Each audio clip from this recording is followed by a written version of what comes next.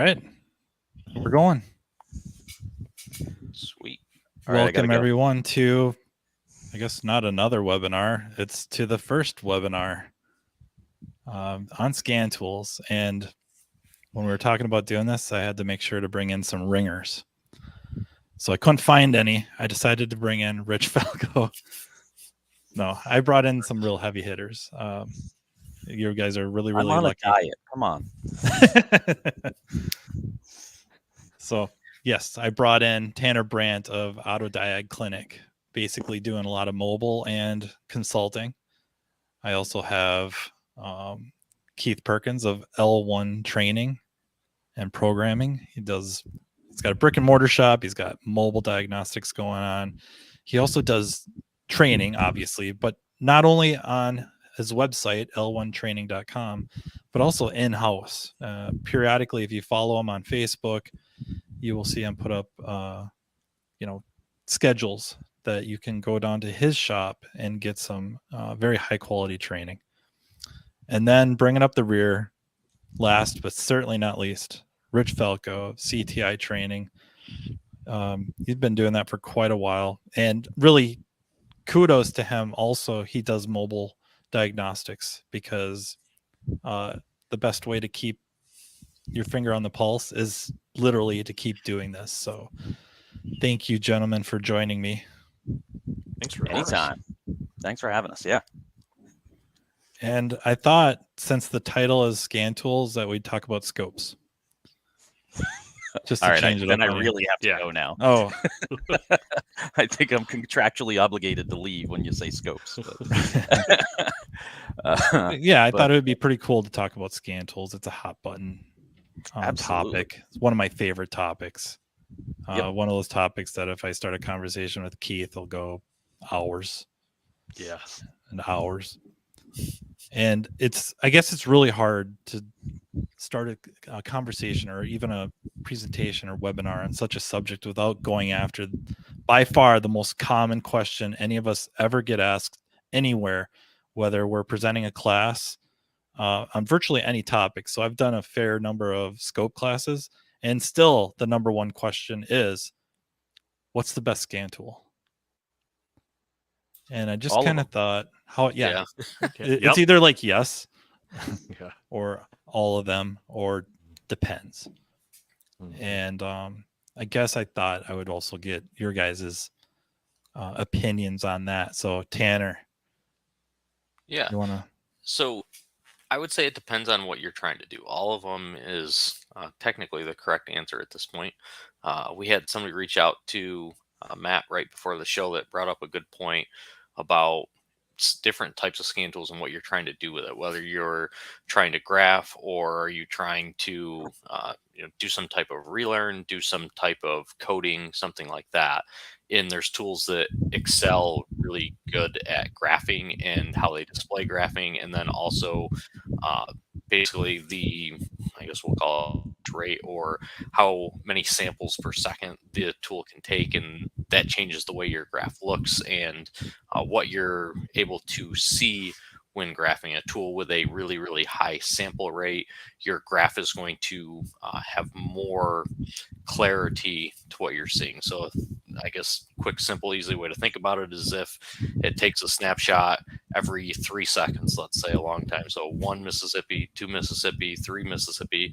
If something happens in that window and it's only taking it every 3 seconds, you're going to miss what's happened between those 3 seconds. So scan tools that take a really, really, really fast sample rate that are like every 10 milliseconds, let's say, or something like that, you have more clarity in your graphing. So tools like that are good for drivability diagnostics. When you're doing graph merge, you're looking at oxygen sensors, mass airflow, map sensors, stuff like that. But those tools may not be good when it comes to having all of the data PIDs. So here in a little bit, I'm going to go over and show you some different things that I've ran into as far as needing scan tool PIDs, like in HVAC modules, in BCM PIDs, and things like that.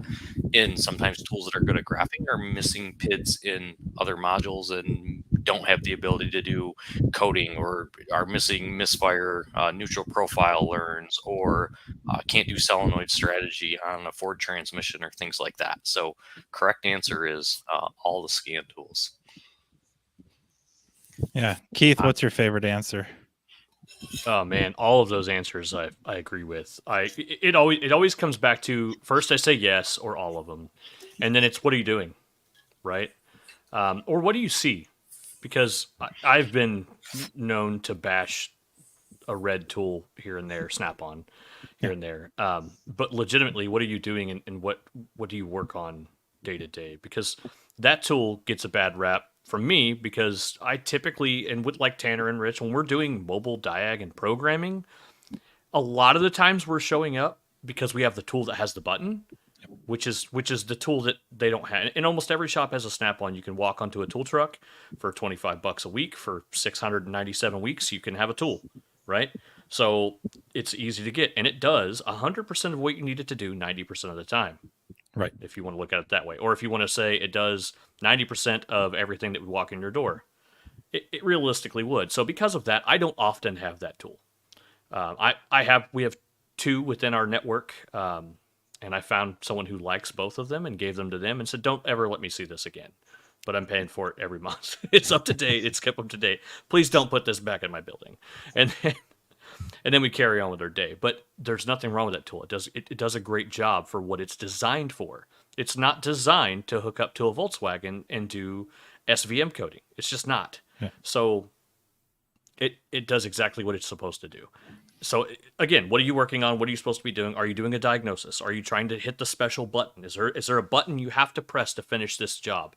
And if so, then my answer is different depending upon what the vehicle is. We walked all around the shop today hooking stuff to this stupid NPR we have at the shop that somebody hooked the battery up backwards on. Just trying to, what talks to most of the things on this, and is it a communication problem or is it a scan tool problem, right? So yeah, my answer is always yes, all of them, and then it depends. What are you doing? Yeah, especially when you want to see data update rates. Usually we're talking drivability. Yep. I mean, that's really when we care about that, is drivability. And then you get outside of the just diagnostics ends of things, where you started to get into more of the calibrations and initialization type stuff. It can get weak fast compared to the other offerings out there. And there's many. It'd be hard to start rattling them all off, but yeah, the ones we're all familiar with, right? I think one of the things that's happened is thinking back to the question that we were asked earlier. It used to be you were looking at scan tool stuff for engine drivability, or you were graphing wheel speed sensors or something because you had a PCM and an ABS module and maybe a GEM module and possibly a BCM that really didn't do anything, and that was it.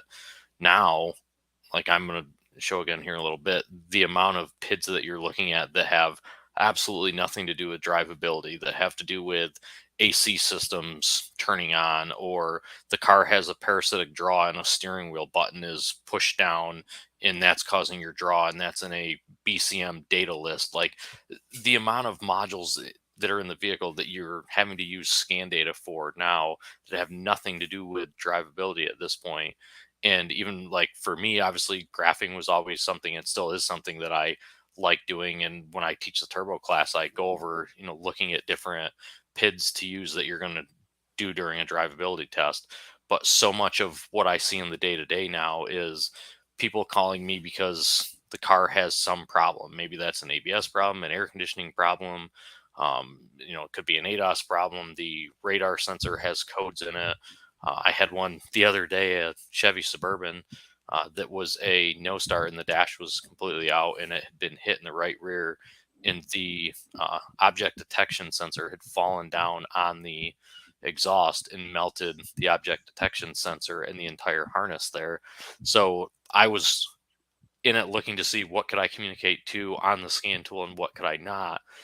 So much of, I guess, what I see and what all of us are seeing now is outside of the normal drivability stuff, and it's more into electrical, electronics, climate control systems, comfort systems, you name it, stuff like that. Yeah. And then Richard? What's your favorite my- way to approach my- that? My answer to that question is it almost doesn't matter, because at least in my experience, no matter what scan tool is bought, at least, all right, I don't want to sound like I'm bad mouthing here. A gross number of scan tools are bought and used as code readers, and Go. guys are grossly underutilizing the sheer volume of information available on the scan tool, regardless of what name is on the outside of that tool. And it I really, that whatever one you like, and if you're in love with Snap-on or Top-on or Autel or whatever, then great, use it. And as I say in my classes, you got to get good with your scan tool. You got to take it out and play with it as much as possible. The scan tool. So it really doesn't matter. Yes, what car you're hooking up to matters. What you're trying to do matters. But it has been my experience, and at least with the classes I've been teaching lately for CTI, it's been a lot of entry level guys. It's guys with a couple of months to a couple of years of experience, and it doesn't matter the subject that we're talking about. If you're in my class, I'm going to bring up scan tools and brakes, alignment, air conditioning. I will bring up a scan tool and I will ask these guys in my class, how many of you have used the scan tool? And it's usually less than 10%. If there's 10 guys in my class, I'm lucky if one or two raises their hand. And my next question is, all right, how many guys have replaced the battery? And of course, everybody raises their hand. They're the general service guy. They're the C-Tech. And I go, every Ford since 2010 needs a battery monitoring reset after we replace a battery. And suddenly all the eyes get real big. And I'm like, yeah, if you guys I are thought that was only Volkswagen or BMW. BMW, exactly. You get that. Oh, yeah, on BMWs? No, Fords for 14 years now. And it amazes me how many techs aren't even using the basic features of the scan tool. Well, in that case, not even looking up service information. Because I think the big issue is we have it in our heads. We have some mundane tasks, replacing the battery, changing a fluid of some sort, putting brakes into a service mode, or not putting them into a service mode and then doing that all incorrectly. Just not used to looking up in service info is now something very important to be looking up in service information. We've literally created a GM EBCM shortage because people weren't reading service information. Like, that's the crazy thing to think about. That I just did one today in an Equinox. I programmed one, and I was talking to the guy, and people were asking him, why is there no EBCMs? And literally most of the EBCMs were smoked because of not looking at service information. Now there's a service bulletin out there, but they had to make a service bulletin explaining that make sure that the reservoir is not full before you retract the rear caliper. So we literally created a shortage of a part from not following service procedures. It's crazy. I always share that Toyota or Lexus TSB that if you disconnect the battery within 6 minutes of shutting the car off, you could brick the navigation screen. And I see a lot of new general service techs, their eyes get really big, like, what? Yeah, even a battery replacement. We need to look up more than just where is the battery. It's daily occurrence in BMW, guys. I was going to say, I got a stack of FRMs at the shop that are just waiting. Yeah. I want to grab a couple of the starred comments because somebody asked asked something, and then somebody brought something up that I'm going to forget if I don't go through this. So somebody asked about, has Top Down and others lost their ability to be listed on auto auth? Seems like I've heard this recently. I have not, and I know I have Autels listed on auto auth, and I know people that have Top Downs listed on auto auth. So as far as I know, that is not the case. Yeah, I did a Chrysler today with a Top Down, no issue. I was going to say I did an Autel and a Top Down today. Did a new Chrysler with both. It depends upon the model of the Top Down. There are some that are slated for other markets, and there was an issue within the last last month where a lot of them lost their capability, and there is a workaround. It's just that the tool originally wasn't serialized for this market, or wasn't designed to really have auto auth, and it's just being ID'd as a launch tool in the background. But if you're having problem with your top down, call top down technical support, and they will push it through. There's a current workaround until they can figure out all the licensing problems. So, long story short, make sure if you buy one that you buy from a U.S. seller. Yeah. I don't actually think it matters, honestly, in this one, but do yourself a favor. As a general rule of thumb, that should be the case for every scan tool purchase. Yes. Absolutely. A reputable U.S.-based seller, unless you're not in the U.S. True. Very true. Yeah, I see Brian- a comment by Brian about network topology. and And usually when we say that, if you've been in the business for a while, you immediately think like YTech 2.0 for Chrysler. Yep. Yeah. And then some of the Euros are really good about topologies as well with the factory scan tools. And YTech was a factory scan tool for Chrysler. But recently, aftermarket scan tools have been adding this. Namely, Autel was the first, and they did a really, really nice job with it. Mm-hmm. And then I think a few episodes ago on my podcast, I had said that, I kind of rated Autel pretty high because of that, and that the others, namely like Launch and Top Done, hadn't quite caught up. Of course, having said that, now I've noticed on a few different car lines, it seems to depend on the car line and the year and stuff like that, that their topologies are getting away from just instead of being like per network, listing them per network. So, high speed CAN, medium speed CAN, low speed CAN, body CAN, something like that, that they would have body, powertrain, ADAS, stuff like that.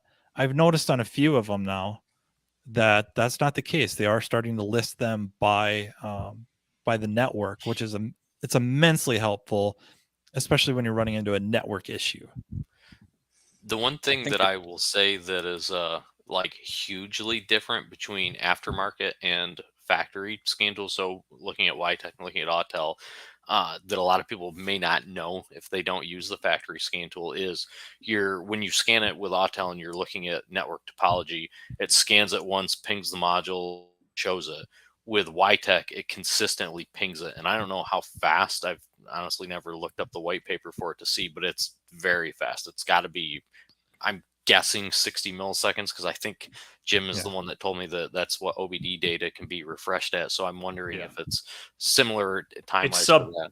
It's sub 200 milliseconds for sure. Yeah. And then you can go faster yet by using the utility within YTech. Yep. In IDS, you have the same. You can ping the modules, and it just keeps pinging them in a loop over and over and over again. So if you have a module that's intermittently dropping out, you can drive the car and watch to see, is it just that module? Is it the entire bus?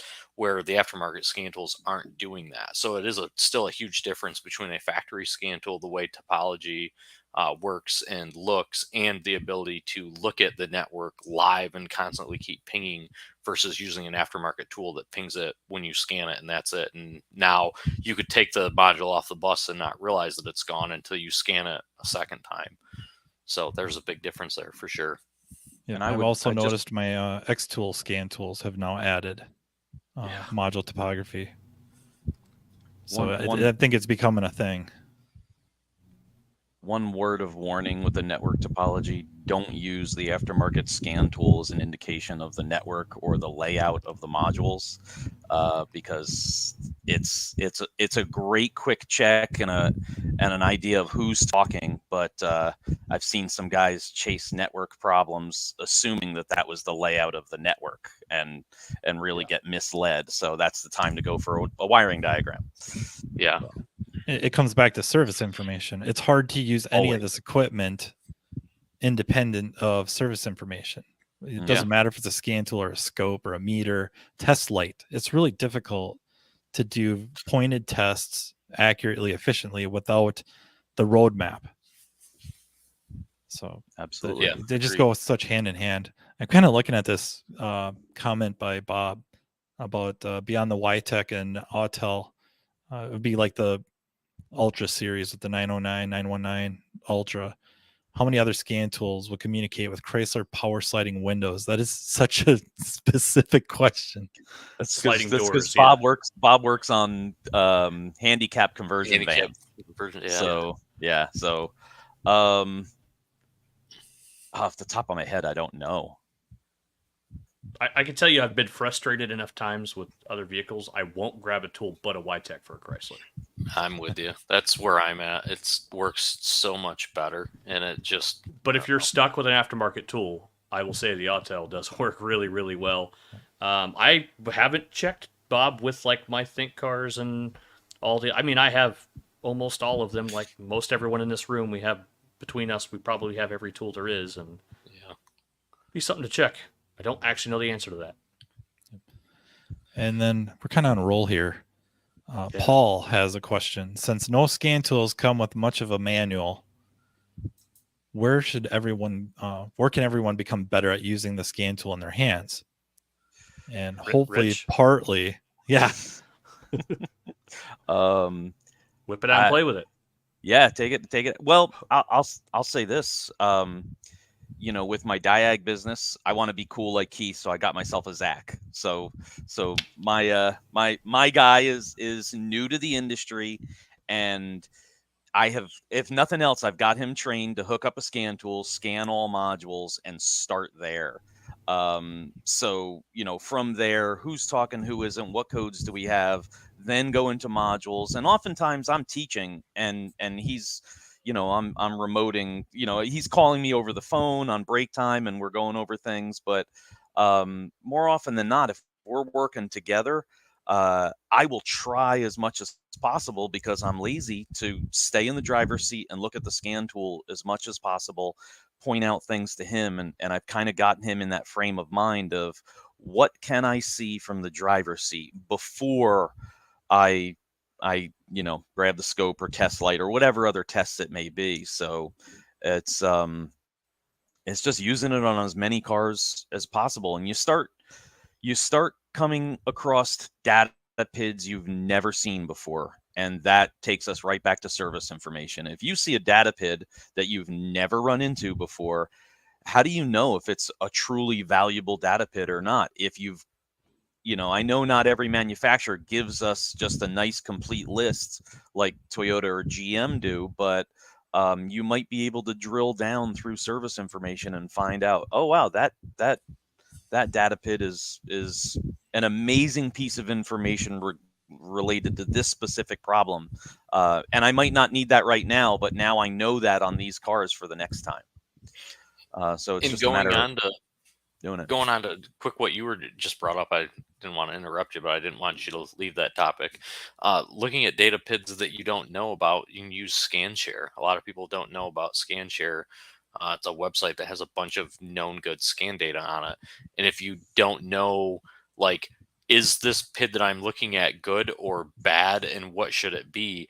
A lot of times you can find the car on ScanShare if somebody's uploaded it, or you can ask, try to request it, send them an email, and they'll try to get somebody to upload it. And you can look at it and go, okay, well, this PID, it reads this way on my car, but it reads this way on a known good. So obviously it must be wrong in mine. So if you can't find it in service information, sometimes things like that are, immensely helpful. I think that known good scan data is as valuable as known good scope captures at this point, because there's just 100%. There's so much you can't know it all. Yeah, and the site is not, it's different. It's scanshare.io. Yep. Not .com or anything like that. So scanshare.io. I tried to fire it into the comments section. It's in there. A few times. Yeah. Stacked. Sean Hill had a good question. Can a J2534 device with OEM subs be a viable option for OEM scan tool interfaces? Example, Nissan Consult 4, Hyundai Kia GDS tablets, Subaru SSM4, or is the OEM interface needed in a mobile world working on new vehicles? Keith, I'm kicking that one to you. He picked some interesting ones. Go ahead, Keith. Yeah. Yeah. So overall, yeah, with the advent of right to repair and it getting better all the time, yes, Consult 3 Plus right to repair version is extremely viable for 18 and up Chryslers. It actually works for Nissans. every time we talk about J2534 and there's two manufacturers, everyone has questions: Nissan and Chrysler. But overall, yes, a J2534 device is going to get you almost dealer level capabilities for diagnostics, especially on almost anything 18 and up, with exception of Hyundai and Kia. It's just there are some battles being fought right now on that. And here's the official word for those that haven't heard me say it before. I did corner Hyundai and Kia at ETI. Dan Portillo, sorry, thank you very much for letting me do this, but I cornered him, locked him down, got him on the phone, got him on a Zoom call, and the official word is it is supposed to work. We're working on it. It is not an intentional shutdown because of gateways. It's a challenge they're working through because the team that works on that, they're working between multiple companies. GIT builds software for them, but they're the ones working on the back end, so it is something that's going to be better. So that's the challenge right now, Hyundai and Kia. The rest of the manufacturers pretty much abide by right to repair, giving you full diagnostic capabilities with use of a J2534 device as long as it's 2018 and up.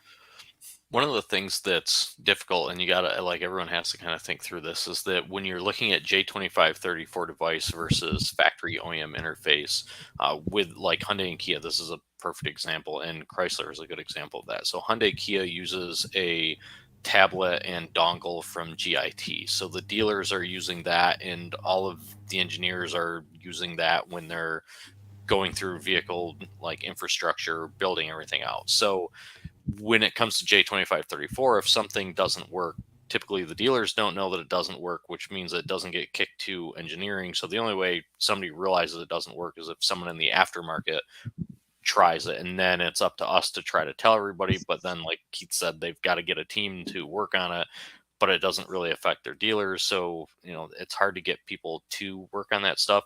So it's always manufacturers that are using a device that is not a J2534 device. So that's why, like with YTech right now, there's an issue where it doesn't see key cycles with a J device. And that's because Chrysler's using an MDP pod. So again, the dealers don't know about it. Engineering doesn't know about it.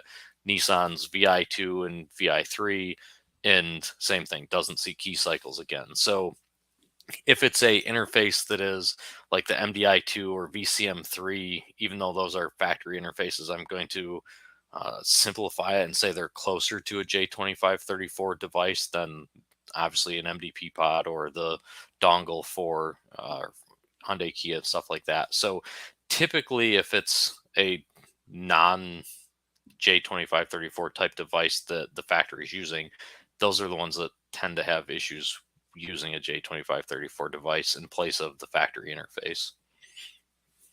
Yeah, it seems to be an issue more or less because some of the OE interfaces are difficult to get your hands on.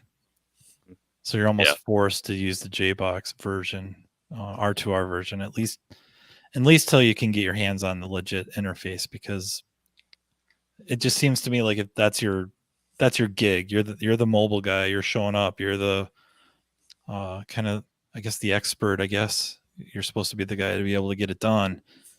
A lot of times you're going to run into where you need that OE interface.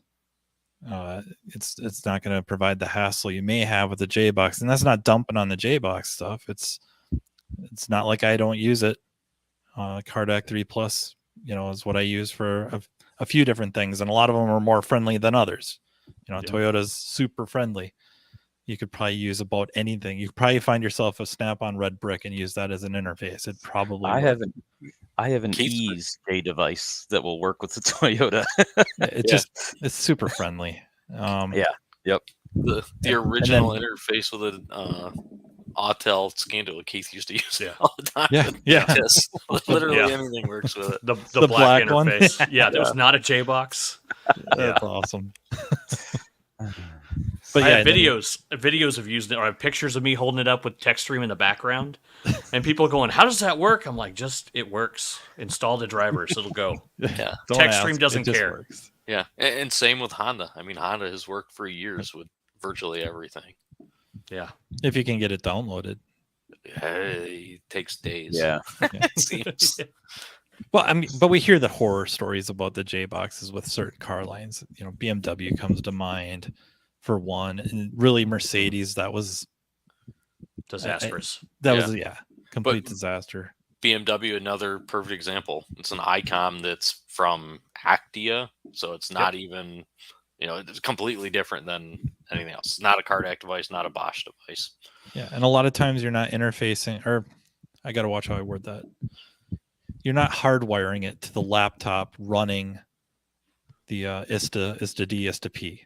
Yeah, you shouldn't. You're be. connecting it right. You're connecting it directly to a network, like a switch or something, and then separately connecting your laptop to the switch, and they find each other. And so that's really hard to duplicate with a JBox. Yeah. You know what I mean?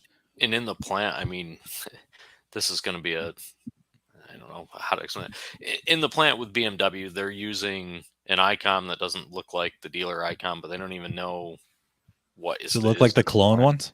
It's got a rubber boot around it, and it's just more square. But like the guys that are in the plants don't even know what ISTA is, so the engineers there have no idea what ISTA is, and they're using Cascada or the Cascada. I'm going to get yelled at by somebody about pronouncing it Cascada and INPA, and then those devices are all wireless, and you can call Germany, and Germany will remote in and program a car or recode a car in the plant, trying to figure it out, and the interface is not connected to anything. So it's very, like you said, very different in comparison to a J2534 device. And obviously, if they're not even using ISTA in the plant and the engineers aren't using it, it's a completely separate team. So it's very difficult.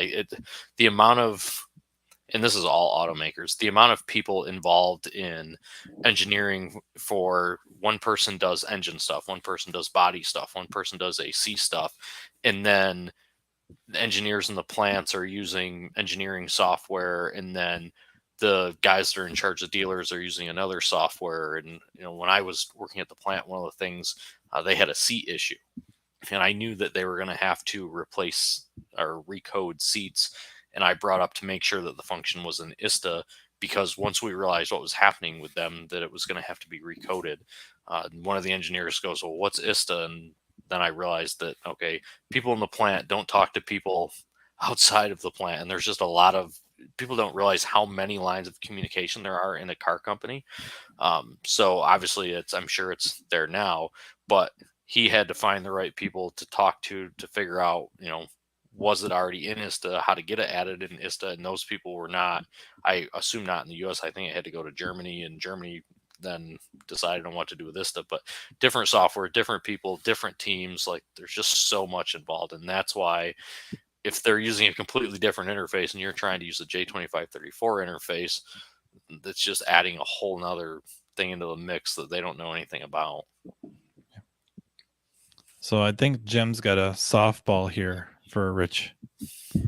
Do any aftermarket tools recognize virtual networks, noting modules working across comm networks or communication networks? A softball? I don't have an answer for that one. What? I thought you guys What were am I- maybe. What am I missing? No, we're insider trading here. Yeah. I thought he was helping you out a little bit. The aftermarket tools recognize virtual networks, not even working across. Probably talking ORC No. module and looking at from like ORC into occupant detection, where like if you scan it, it only shows ORC module, and then you go into ORC module and realize there's occupant detection. That might be what he's talking about. None of them show it correctly. Okay, yeah. So aftermarket, no. I mean, I know that a tech stream, if you do the CAN bus health check or whatever, will show more than just CAN bus. It'll show other modules, even LIN modules that are communicating on CAN. So you can realize that data is going across there. But I don't aftermarket. No, I agree with Perkins there. I not that I know of. Not that I they're haven't correctly. found any either. Yeah, I would have to agree. And Jeff's wondering, besides the eScan Elite by ATS, are there any other aftermarket tools that do a relative compression test that is not a brand specific function? My thought process is I can't think of one that does. So the Autel battery testers will do a relative compression Oh, yeah, test. So they if will. you have Yep. the, hold on, I have one sitting here. Hang on. BAS. Crap. And while he's getting that, I will mention this: if you have a Ultra or 919 that has the big giant VCI with the scope built into it, that little teeny tiny VCI that comes with a battery tester will communicate with your Elite or your other bigger Snap-on scan tool. So if you don't like carting around the big VCI, you can use the teeny tiny little red one that comes with that battery tester, and it works very well. The teeny tiny red one, the V200 device, also has flexible data rate and DOIP. And as of the last update for the PC suite, it actually includes J2534 drivers for that device. Yeah. Yes. Now, I know somebody who's doing this programming with that. Oh, Isaac and I have done a lot of them with it. Okay, there we go. I didn't want to name names. Yeah. So the battery testers, it's the battery test part or the battery test tool that hooks to the battery. So if you're just plugging in the dongle, it doesn't do it. You have to have the actual battery tester hooked up. But the tablet, both tablet style, the one that looks like the phone and the one I held up, those have a relative compression function in it. Now, it's what I'm going to call single channel. So like the eScan, it'll tell you is a cylinder low, will not tell you which cylinder because you don't have a way to identify which cylinder. Yeah, it's got to be kind of a function of the lab view portion of what eScan's written in, allowing them the flexibility to do that, just to monitor the voltage coming in through the dongle, graphing it out, or however they're just going to display it, however they choose to display it. Offhand, I can't think of anyone else that would do it that way, but those are good. Those are really good suggestions. Another question that came in: how can we figure out how many modules a certain car has?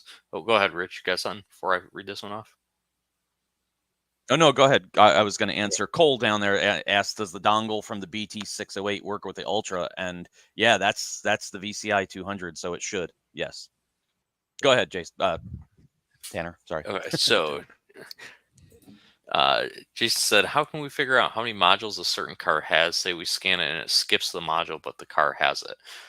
Best thing is look at the VIN and then figure out, so RPO codes, what does it have, or build sheet. Using a factory scan tool or factory service information are really your best bet, because the factory scan tool most of the time is going to show what modules it's supposed to have per the VIN or per the build sheet of the vehicle.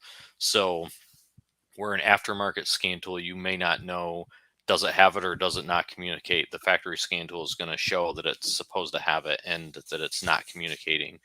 And then same with looking at like factory service information, for example. If you're looking at factory service information, sometimes the diagram per the VIN will show you the correct diagram versus an aftermarket diagram may not. Now, it's not always that way. Sometimes the factory one also shows you everything, and you've got to look at the build sheet of the vehicle to figure out what it has. So those are kind of the two different ways that you've got to go about figuring that out. Yeah, one idea too is DTCs. If you have a bunch of codes pointing at a module, but your scan tool skips over it, maybe it's skipping over it because it's not communicating, or it doesn't. It is, whether it's there or not, it's not going to see it. And then, or someone put an automatic climate control cluster in your Explorer that you bought at auction. It's got codes for it, and it doesn't. This sounds like a recent thing. Yeah, you made that up.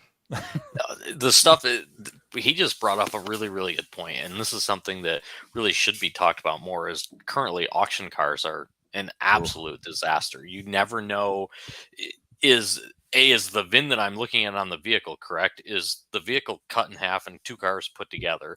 Does it have the right engine in it? Does it have the right modules in it? Like, the amount of used stuff that it is getting put into vehicles right now that it can't have. And like, I looked at a car today that likely has the wrong engine in it. There's 4 different engines available for the car. They didn't realize, the after I looked up the Carfax, the car has the same mileage on it that it did in March of 2022, and from March to all of 2022, the car just bounced from auction to auction to auction to auction, and that was kind of buried in the Carfax because now it's been over 2 years, but that stuff that's coming through auction right now that has strange used modules in it, the coding is wrong in modules, or it's not supposed to have a module at all, but you plug it in, now all of a sudden it shows on. There's just so much going on with that, and that's where you really have to try to pay attention to like the cars that you're taking in, I guess I would say. That's kind of difficult, but you can get yourself in a mess right now with auction cars for sure. Yeah, there's just such a market for affordable used vehicles that they're doing some crazy stuff to try to get them on the lot to sell. Yeah. And making some very, very interesting problems that do not help the bottom line of the shop. You might feel like a superhero, but your boss may not think you are. Yeah, unfixable cars, we'll call them, for unfixable for a reasonable price. Like, that's really Right. Well, yeah. Unprofitable. Yeah. Jim's wondering, how fast are you using TP? I switched from flushable to flushable wipes. I'm not going back. So Once so you go that a is- day, you never go back. There's an image I didn't need, Keith. That is an inside joke. When I was talking about data PIDs, there's a TP rate data PID, not just throttle position, but how fast it's moving. So that was a bit of a inside joke there. Often look at average throttle position on Chryslers when they come in for transmission concerns to determine if it's had a tuner or not. You get to where you look at good data all the time, normal data, and when you see something out of place, you go, I've looked at 900 of these and none of them are like this. Mm-hmm. Or every one of them that have X have this data PID at this average rate or at idle or whatever. Yeah, tuned software stuff. There's so many things that can throw a wrench in your day that you didn't have to worry about years ago, and now all of a sudden is becoming a problem. I mean, look at I had just made a comment was just talking to Jasper about this. So Jasper has a AFM deleted carb compliant GM engine, and then now is going to offer a 6-speed with I think it was a billet pump or something. I don't remember the internal parts. At any rate, it also is going to come with an HP tuner's dongle, and it's going to download a different TCM file. So with the AFM deleted engines, I've ran into this before, where a AFM deleted engine is in a vehicle that is a sequential programming, and then a year later, 2 years later, it gets a new transmission, and I show up to program the transmission, and it does the ECM and the TCM, and suddenly you get done, and now you have codes for AFM components that are missing. And there's supposed to be a sticker. Now, if the shop does their job, puts the sticker on it, you can find the sticker. Hopefully it's underlit. Hopefully it's still readable, and you know what's going on prior to programming it. But if there's no sticker and you program it, now all of a sudden you have AFM problems. Now you've got to figure out, okay, what am I going to do about it? The tuner is supposed to stay with the vehicle so that it can be reflashed, but depending on who did it, how it was done, things like that, or chasing your tail too. Somebody's been in there. I did a GM truck that I diagnosed for a shop. This was 3 months ago, and I was chasing my tail because it made no sense. It had drivability issues, but it just was a really confusing thing. And I started to look at oxygen sensor data, and then realized that when I unplugged oxygen sensors, that the truck didn't set codes for unplugging oxygen sensors. And immediately I'm like, oh, I know exactly what's going on. And so then I reflashed it, and I reflash it, and all of a sudden the truck has 30 codes for all this stuff that it's missing. So, that truck never would have been fixed had we not reflashed it, because somebody had gone in and turned off a whole bunch of codes and created a bigger problem than what they had to begin with. But the shop didn't know, and the guy that bought it had no idea. He had got it used. So some used car dealer went in and turned off codes so that they could sell the vehicle, and created a mess that then fell in the shop's lap and then eventually in mine. But Yeah, I had the somewhat opposite scenario where I got a call. The dealer programmed a vehicle. Now the complaint was lack of power. It was on a Ford. Oh man, I think it was a Sicko. And after programming, customer is adamant the performance is terrible, and it ends up at our shop. I drove it. It seems normal because it was normal. They programmed out the tune. The customer bought it with a tune. They had no idea it was tuned. So they were taught it drove a certain way, had a certain amount of power, if you will. Now it's back to normal stock, and they're not happy. And it's, last time I checked, fairly illegal to put the tuner back in. yeah, and that's something to bring up too. So talking a little bit about scan data here and trying to figure out, I had a similar scenario. Car wasn't, well, I don't know if it was eventually tuned, I guess, actually. Now, I did program it afterwards trying to figure out, so maybe I knocked the tune out of it. But complaint was low power, and I drove it, and I'm like, this thing feels fine. It was a Buick Encore, so it's slow. It's a 1.4 turbo. It doesn't have any power to begin with. So we went round and round with it, and the shop owner's like, it has no power. And looking at everything, it was fine.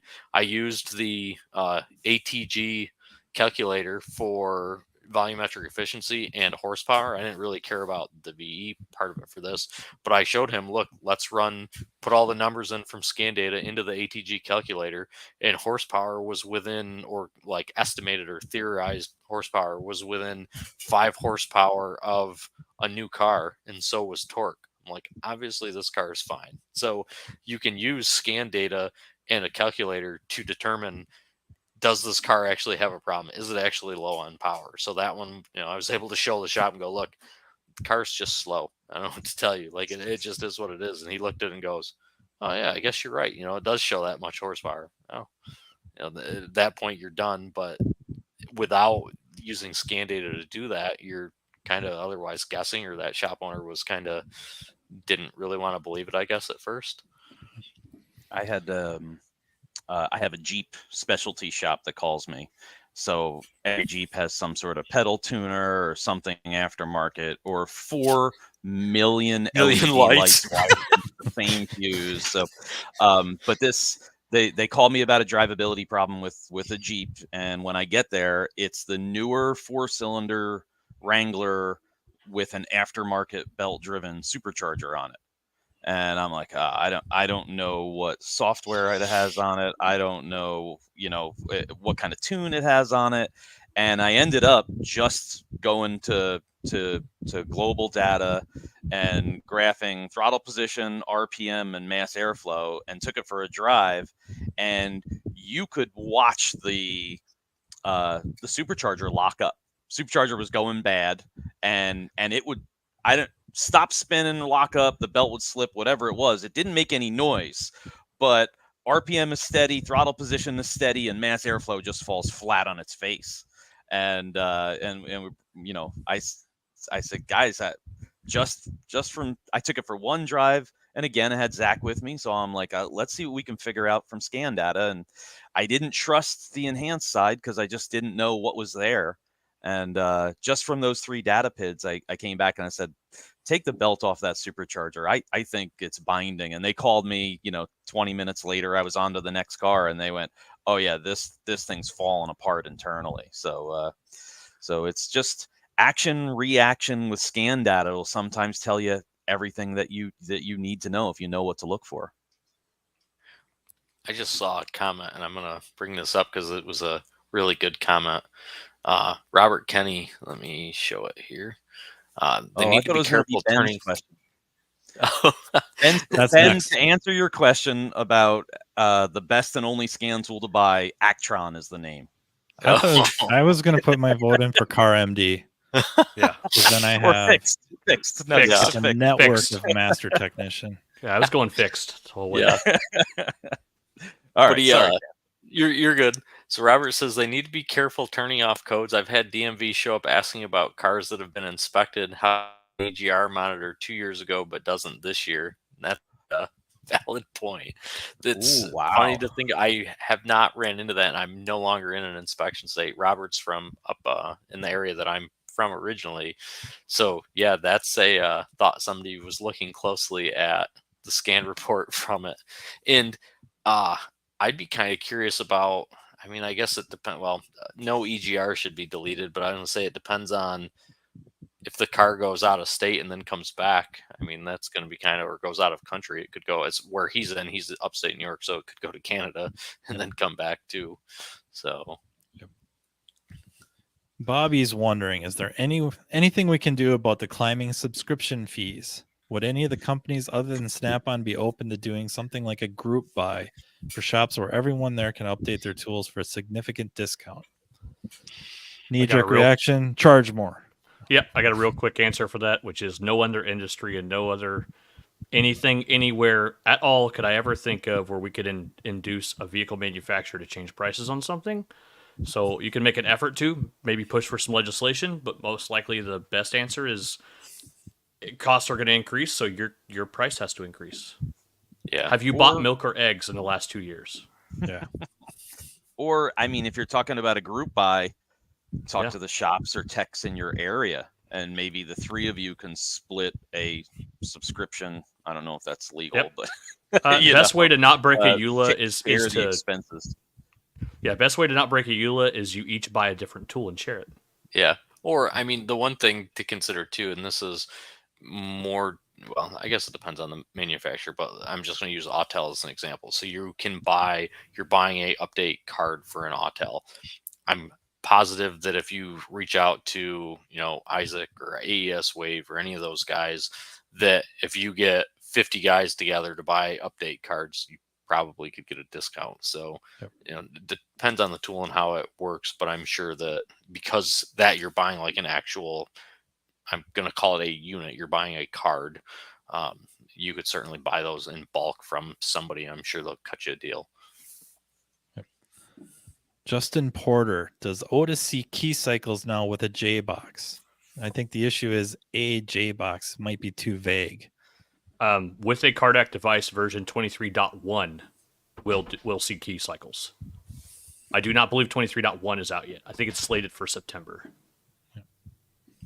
Yeah, and although maybe not technically a J box, got to almost say something about the Autolens Scientech offerings. Oh yeah. Yeah. Now, if you're using an IMS2 with Scientech or someone going over SOD, it sees key cycles right now and works fantastic.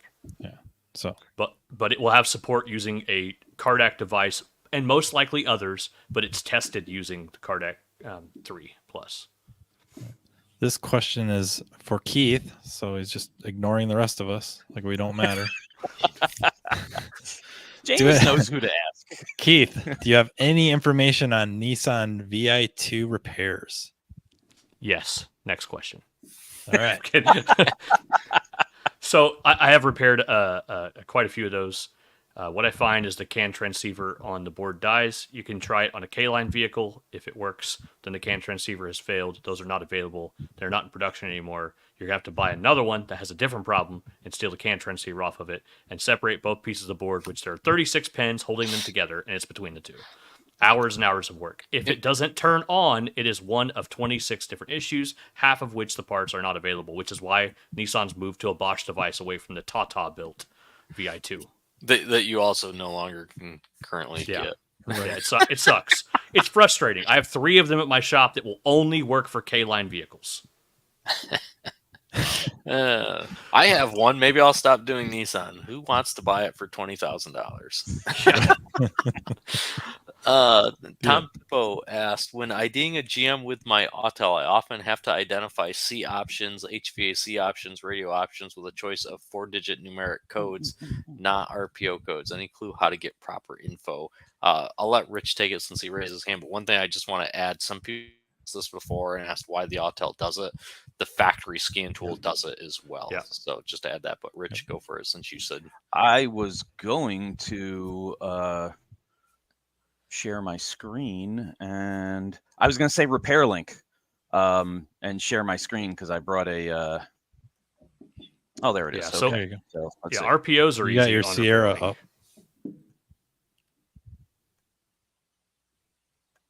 Let's try that. There you go. Nice. So Repair Link is free to join and set up an account. I put the VIN number up here. You can see a bunch of VINs that I've worked on. Hit search. I've already put this 2017 Silverado, and right there is VIN attributes. And when I click on that, it brings up just about everything. RPO codes, the number, It brings up everything but the 4-digit seat codes he's asking about, and I have an answer for that. Oh, Yeah. okay. So there we go. We just see page after page after page of RPO codes. Yeah. So Repair Link is great for that. Sorry, go ahead. Yes. No, I was going to say I cornered Bob Stewart on this one and said, "Hey, I'm teaching. I did a 1-hour GM class for WTI a couple weeks ago, and did it. And I cornered Bob and I said, all right, you have to get whoever knows the answer to this and tell me." And he said, okay, so here's the deal. And then, so just super quick, I will turn my face into the slide. This is a couple slides in the class. Basically, this is what he's asking about. You get a seat memory module version that's requested, the diagnostic data identifier. This is using GDS2, so you will see it with your Autel as well. If you see this where it's asking, it's because the module is one of a couple things. So you will get that question if navigation of GDS2 is being done without a car hooked up. The answer is hook a car up. You'll get that question if the seat module is not communicating, which means it doesn't have one or it needs to be diagnosed. Or the third possible error is if it has a seat control module, you know it has one. There are no codes and it communicates, but it doesn't identify and ask you to select it. It's a GDS authoring error, and you randomly pick one and hope it works. And then you submit the error report to GM, and they will fix it on the next version. The short answer of that is just pick a number. Pick one. That's what I That's what all of us do. Pick one. It does, like yeah, the first part that Keith brought up is most of the time that it doesn't have it, and that's why. So yeah, I just pick anything. Just pick one. Go. Yeah.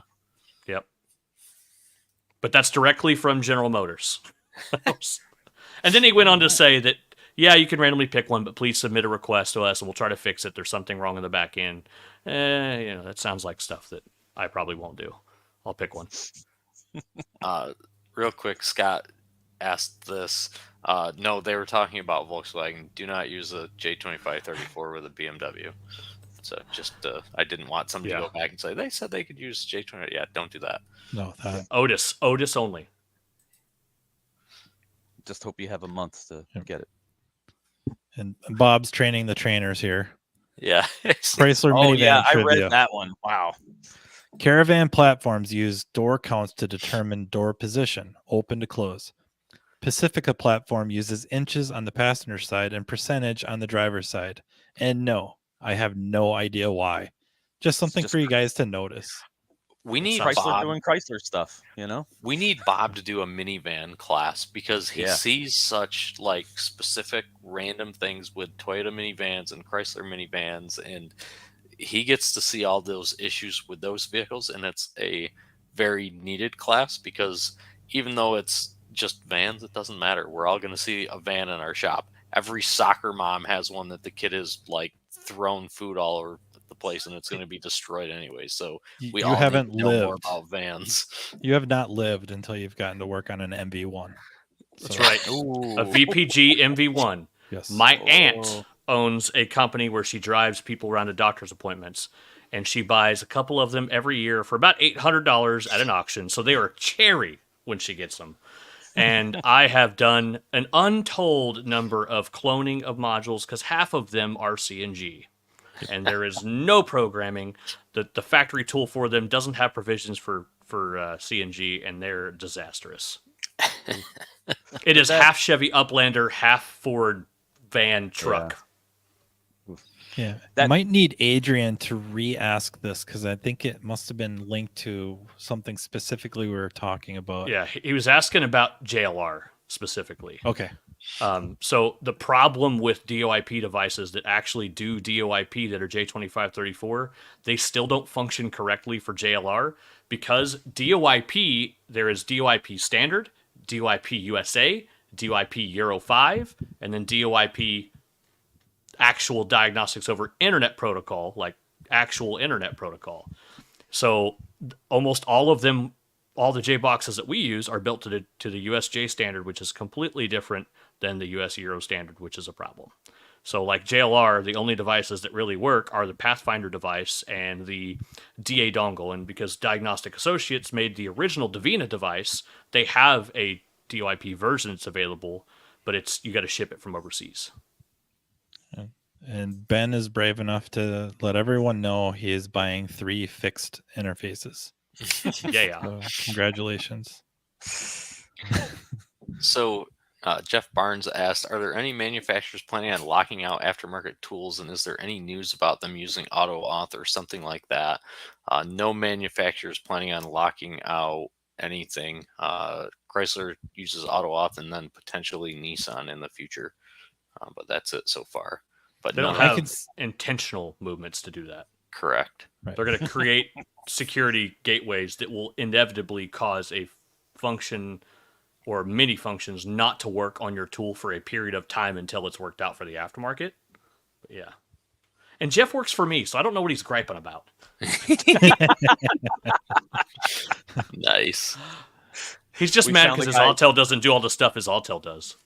Yeah, I mean, they have security issues to worry about now. And it was probably exaggerated by the whole Jeep ordeal.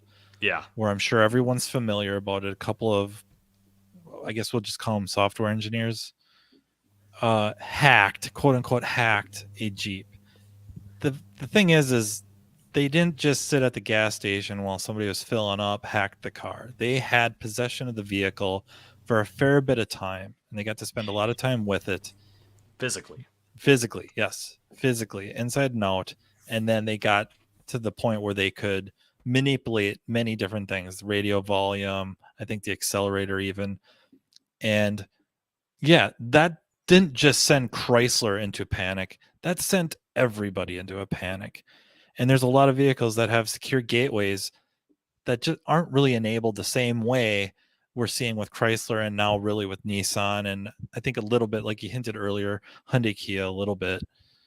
A lot of them have them already. They're just not enabled in the same manner. Yeah, Ford. Right, exactly. Yeah, Ford's a really good example. Yeah. Yep. Most people have no idea that the OBD connector on a Ford is an actual module now. If you pull it out from under the dash, it's not the connector with wires on it.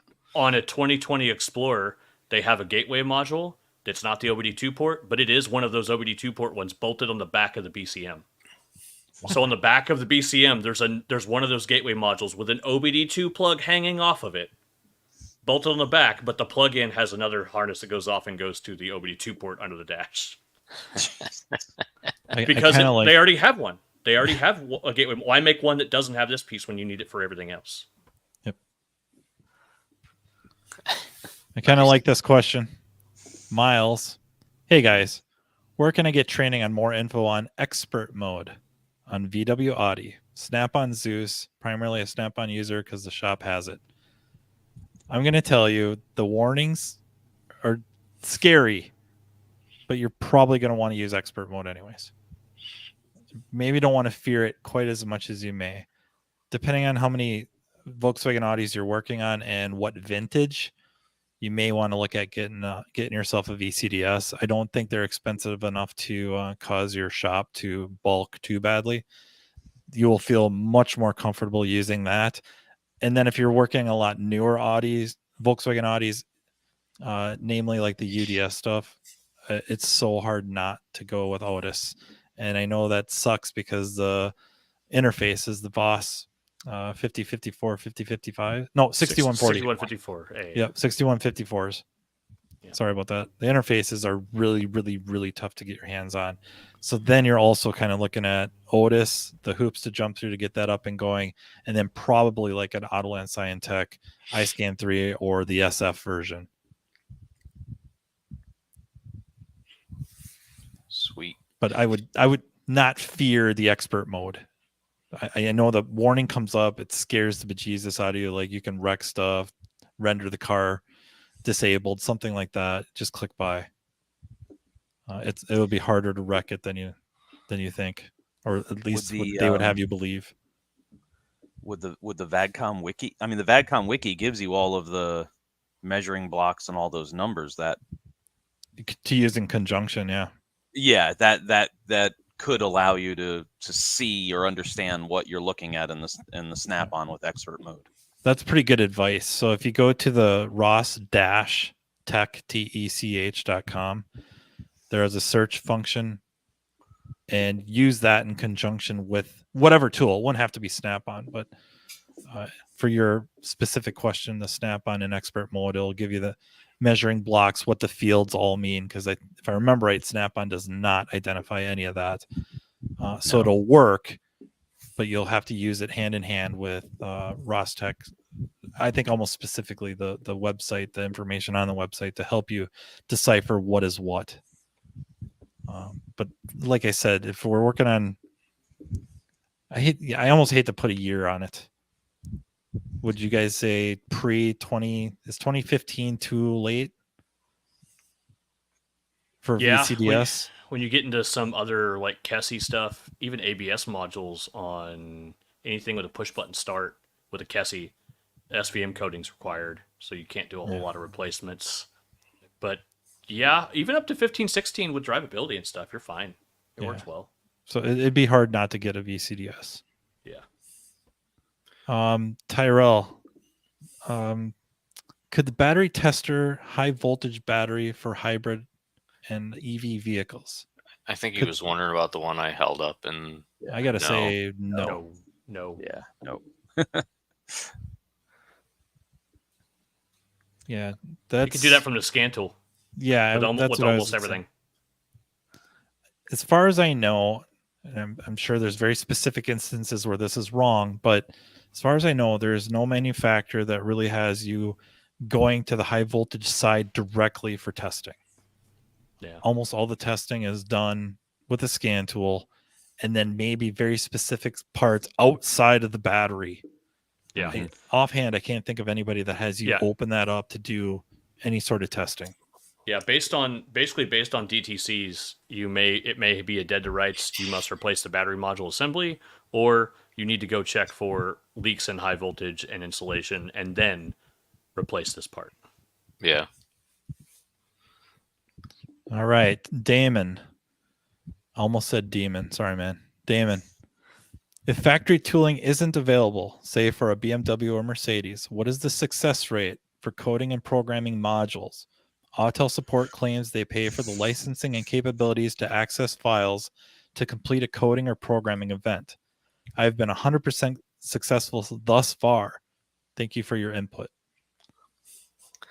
So I'm not a BMW person, but those of you that know Justin Morgan, Justin lives local to me. Justin's pretty much every single day, 10 hours a day, is spent unbricking BMWs from problems caused by non-factory tooling. Like that's literally every day, like 5 days a week, 8 to 10 hours a day. So that tells you like how many problems I guess are created from whatever tool is used, whatever non-factory tool. But yeah, that's just BMW. That's not including Mercedes. Yeah, I think it almost goes by chassis. Certain chassis you can get away with more than others. E-chassis stuff I haven't been too scared to deal with. I haven't done an F chassis. Definitely not a G chassis. I'm too scared. Ha! I've done F and G chassis and heads-up displays on both with Autel. Nice. Yep. Now I'm gonna start. It's braver than I am. Yep. Both of which standing there with my icon on my hand going, when it fails, not if, when. No. So I say that. I want everyone to be extremely clear. I recover more BMWs from failed Autel events locally in Tulsa than I do regular ICOM events in Tulsa. I recover more than I do normally. Yeah. I would say there's like some people that were saying that they've been successful. There's certain things that are common failure that because they're common enough failure and they're old enough that Autel has figured out like this specific thing since they brought up Autel But there's certainly, like, if you're trying to do something that is not a common thing, then yeah, I don't know. I personally wouldn't risk it. I guess it's up to your shop and what you want to do, but not a risk I'm willing to take. Yeah, there's a lot of the scan tool manufacturers are starting to offer remote programming. And so I don't know if that involves a little bit of what you're talking about as well, where you have whatever tool that may be, Autel, Top Done, Autoland Scientech, the iScan series. They will allow remote programming, and then somebody on the other end is connecting to that vehicle, just say virtually, with some other tool, probably the factory scan tool, but it could be something else. It would be kind of funny if somebody was using a Top Done remote and then somebody logged in using an Autel to program a BMW. Hey, there's you can use anything over remote programming services at the moment. I think so. that would be hilarious. Keith has the same look as me. There's the subject of our second. I'm not going down. Yeah, I'm not going down that right now. How many aftermarket tools can we piggyback? Yeah, just like daisy chain it. You could pick a blue one and a red one and daisy chain them through a J box to a legacy Chrysler. Eric brought up something I need something to remote into my Snap-on brick. So Eric brought up something I want to touch on quick. He says VCDS isn't bad. Try dealing with someone who uses ForceScan to change things without backing up first. So here's the deal, though. That's not a big problem because they can go in and change whatever they want in as-built data. All you've got to do is go to Motorcraft Service and pull the as-built data and go and put everything back to factory. Or if you're using ForceScan, you can just load the factory as-built data, so they can go in and screw up whatever they want. Just load factory as-built back into it and then start over. You're fine. Yeah, but you might not know that ahead of time. Getting there, you might not know what somebody's already gone in and done. When you do enough Fords and you do enough stuff like that, you check as-built data regularly. I mean, the amount of times that I go in and check as-built data constantly on stuff to see if somebody's been in there screwing around with stuff, and the amount of Ford modules that I recover for people, I seem to get calls from many of our friends all across the country with Fords that are got a used module put in it, has a VIN mismatch code, has a configuration mismatch code, has a steering rack that was put in it that they can't get to get rid of VIN codes. Sometimes it's not as-built data. Sometimes you're going in with IDS or FJDS and using special function engineering code and putting an engineering code in, so it's not looking at any of the inhaled data and just basically blasting in the information or blasting in the as-built data. But yeah, if you have something that like you're unsure about, just put all the as-built data back to factory. Even if if you don't have ForceScan and you can't look at it all, then go into IDS, FJDS, use special function code, put it in, reprogram the module, and it's going to put in, it's either going to have you manually put in as-built data or it's going to pull it off the server and manually put everything back. And once you do that, then you're at least starting over from, starting over fresh, basically. Right on. Damon would like to know, Keith, of your recovered modules, are they used or new? Most of them were originals that someone tried to update with the tool, or they introduced a new module and tried to program it. Typically, if someone calls me and said, I put a used module in this car, and then I tried to program it, and then it failed, and half the car didn't talk, I start with, I'll take the vehicle, but I also am going to put new modules in it, brand new. Somebody just brought up another thing that I'm going to bring up.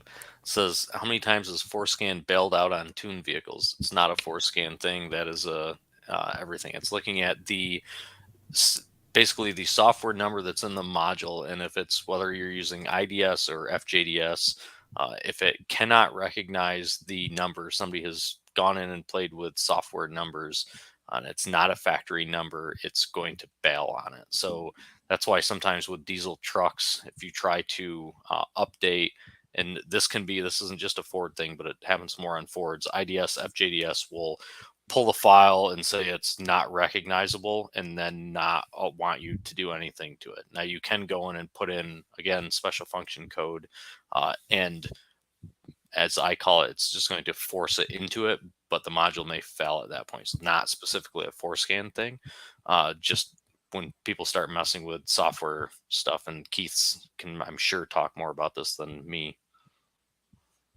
Yeah, it gets bad. It gets bad quick. So the worst part about Fords is when they physically remove the modules and you're doing a Ford sequential programming, which is almost all diesels. Yep.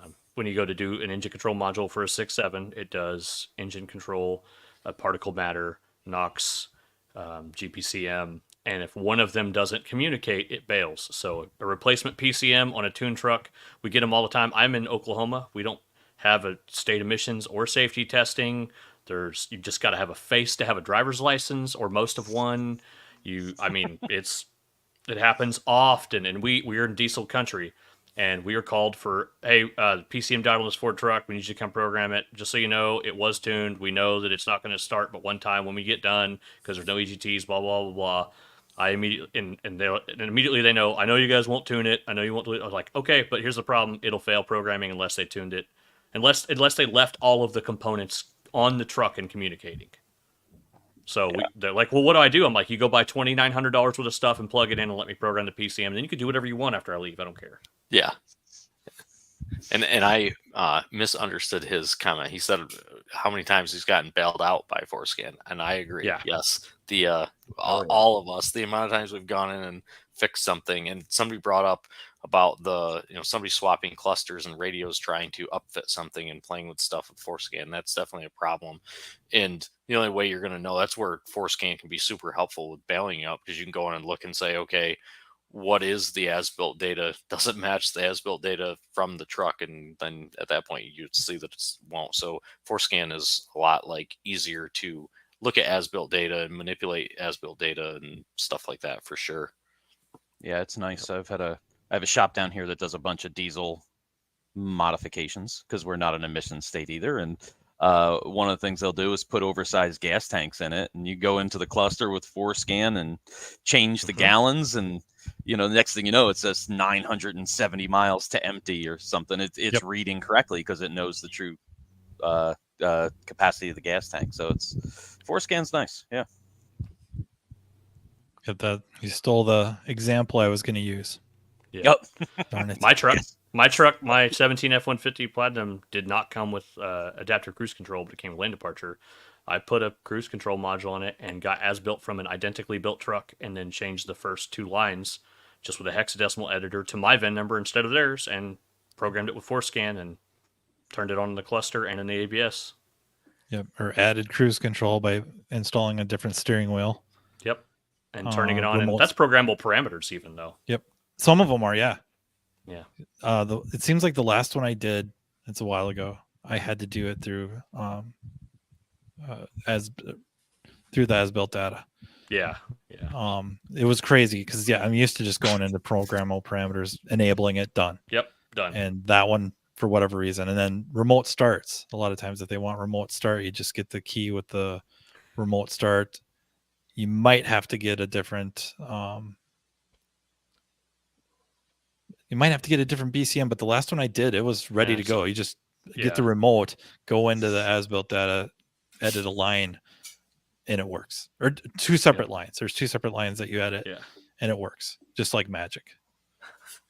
Magic. Has anybody seen on newer vehicles that as-built has not been available? One of the guys says, "Okay, I have not run into that yet." Lots of them. Missing ABS as-built on the server. Missing ABS is the one I run into a bunch. It's missing as-built in ABS. I have seen missing as-built for power steering control module because it's supposed to pull it from CC data. I have seen that. But most of the time, I would say if it's missing, if you call them, it's likely that it's not missing on purpose. Sometimes that might not be the case, but most of the time it's going to be that somebody screwed up the file that's uploaded. So call and let them know, or file an SIR and let somebody know that it's missing so it can be updated. Jeff's wondering if you can add in good camshaft phasers. Yes, if you get them from Amazon. He says that because my truck sounds like a typewriter. I got a 5.0, and it sounds like a typewriter. We did the PCM update in one of our programming classes, and immediately, like it pops up when you go to do it. It's like, warning: the customer may complain of typewriter sounding noise. This is normal. It's an enhanced camshaft phaser cleaning at idle due to for this PCM. I just did the update. And then we immediately started my truck, and it went ba-da-da-da-da-da-da-da. It just started. I was like, "Oh man, wish I could roll it back now." Corey is wondering if Forescan is still $50 for software. No, unfortunately. They went to like 12 or $15 a year now instead of $50 lifetime. I think you can still do like $30 for 5 years. It's still extremely affordable. Yeah. Well, according to the website, $12 There you go. There you go. Nice. per year. That's tough to beat. Hard to pass up. I was going to show, we've rattled off a bunch of different scan tools, specifically factory tools.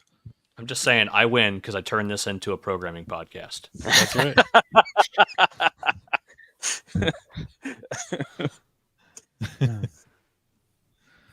So I was just gonna show this quick. Real quick. Maybe not. Oh, one bad thing about dual screens sometimes. Ooh. Yeah. All right. So OEM one stop. I don't know if that it gets mentioned quite enough. We don't see enough of it on social media when we're talking about all this stuff, but this is a great place to go to find out what you need, either surface information, factory scan tools, the software, the hardware, all stuff like that. Another resource is NASTF. Are you live on that screen right now, or is that an image? That is live. Can you click that Nissan Aria bumper refinishing requirements? I want everyone to see that manufacturers are specifically outlining brands and product lines of paint you can and cannot use on cars. Oh, it went away. Oh well. Yeah, everyone should go to OEM One Stop, click the Nissan Aria back. link, and read that.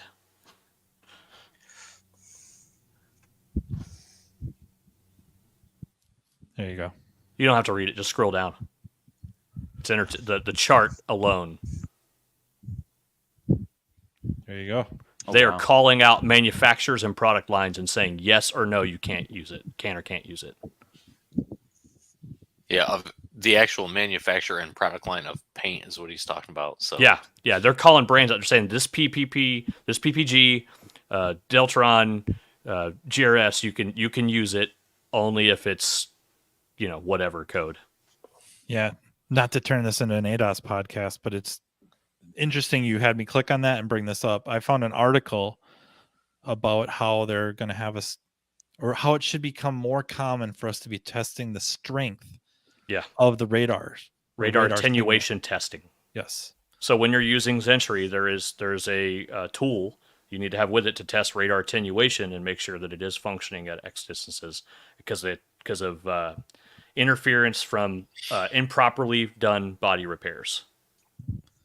And then one other resource, it's very similar to OEM One Stop, but that is NASTF. I bring my cursor over and I go right off the screen. All right, there we go. It's free.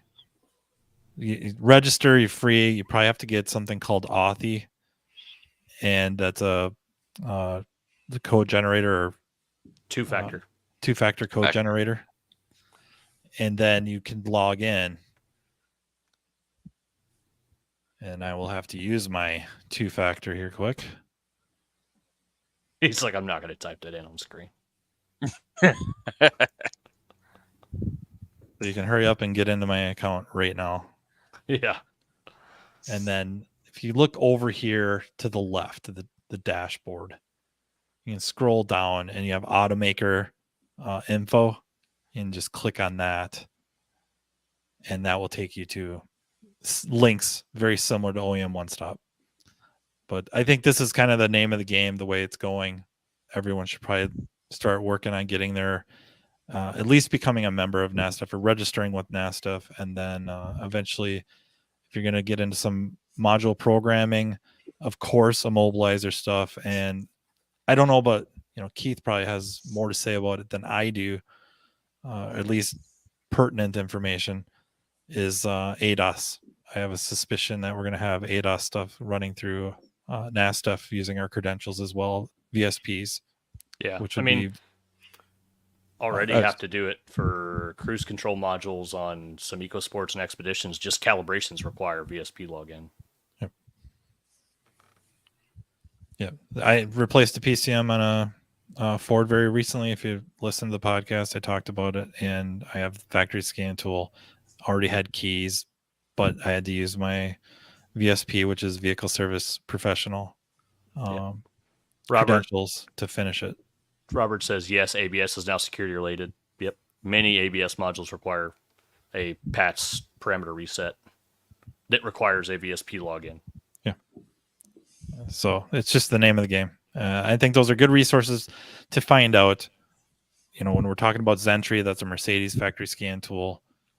How do you get your hands on one? How do you buy one? And it's quite the process. You probably need a separate credit card for it. And then, unless you're Falco, he just writes a check. Yeah. They don't accept checks. Oh. They don't accept checks. You have to use a credit card, not a debit card, a credit card. Nice. Because they want to make sure that they get their money. They get their money. Yep. Yeah. Charge back. Yeah. So terrific resource. You can do a lot of digging, and then of course it's your links to your factory's service information. So all data, Mitchell, I didn't fix, whatever kind of leaves you hanging, even Moto Logic. I got it.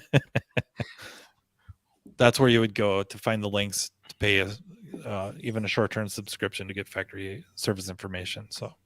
And if you are not a NASTF member, definitely become a NASTF member. I don't know if you guys saw, and I don't actually know if it's active on the website, so that's why I didn't tell you to click on it, Matt. But as Matt was scrolling through that, there's now a link that says knowledge articles on the SDRM landing page, and there's going to be a lot of information there for all NASTF members shortly. Nice. And there's a lot of information on that stuff for what to do to get your vehicle security professional credentials. Usually the hang up ends up being insurance. They've got walkthroughs or a lot of information on how to help you and your insurance agent get you the proper insurance.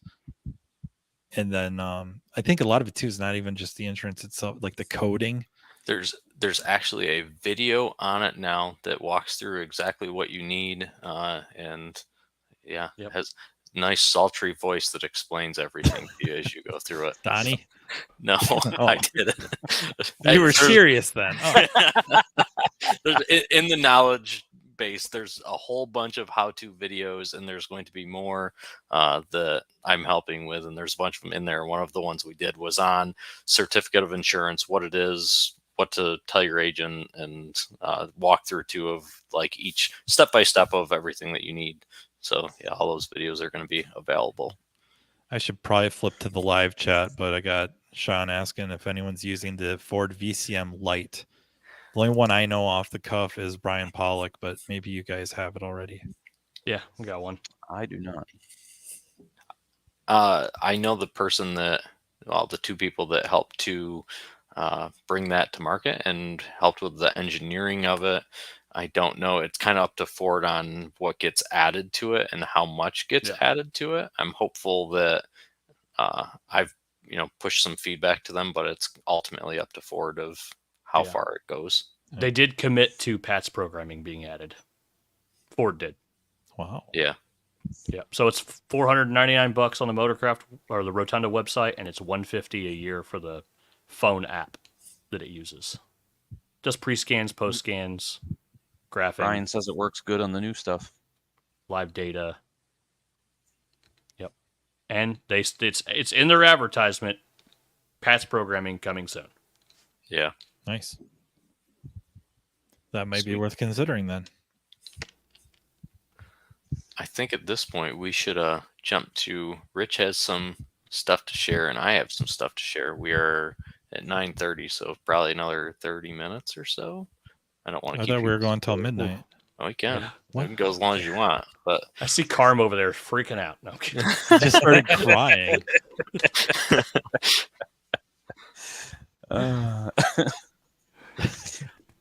Rich, you go first. Me first? I don't first. have any really cool or like super amazing diagnostics to share. I talked about that Jeep. There is one I'll share, and then I'll pass it on to you, Tanner, since we don't have a whole lot of time. Because Matt actually was the first one to show me scan data of this particular problem. And when I first looked at it, what Matt gave to me, I didn't see it at first.